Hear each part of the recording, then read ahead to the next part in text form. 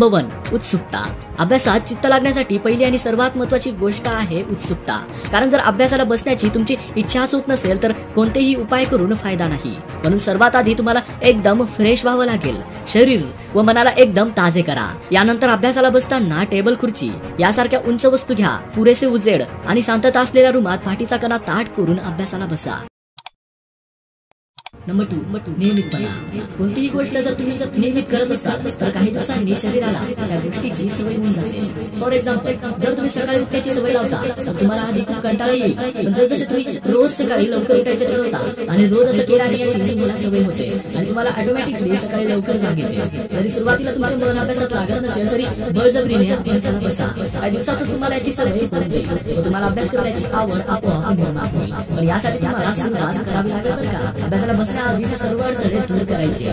घरच्यांना या गोष्टीची कल्पना देऊन द्यावी की तुम्ही अभ्यास करीत आहात व किमान 1 तास तरी तुम्हाला आवाज देऊ नका आणि मोबाईल टीव्ही सारख्या अडथळ्यांना पण स्विच ऑफ करू नका किंवा दूर ठेवा।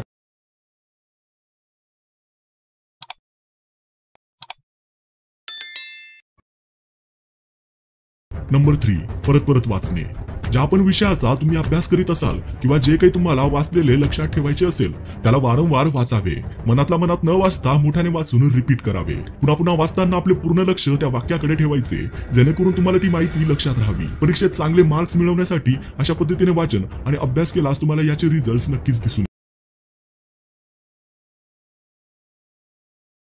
नंबर 4 लिहिणे।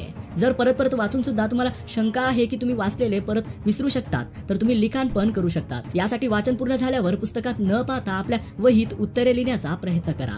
पुन्हा पुन्हा या पद्धतीने अभ्यास केल्यास अभ्यास कसा करावा हा प्रश्न तुमच्या डोक्यात येणारच नाही आणि वाचलेले लक्षात ठेवायला नक्कीच उपयोग होईल। आणि मी गॅरंटी देऊन सांगतो की जेही तुम्ही वाचता आणि ते लिहितात तर ते नक्कीच तुमच्या लक्षात राहील। नंबर 5 मनाची एकाग्रता म्हणजेच कॉन्सन्ट्रेशन। सर्वात शेवटची आणि महत्त्वाची गोष्ट आहे एकाग्रता।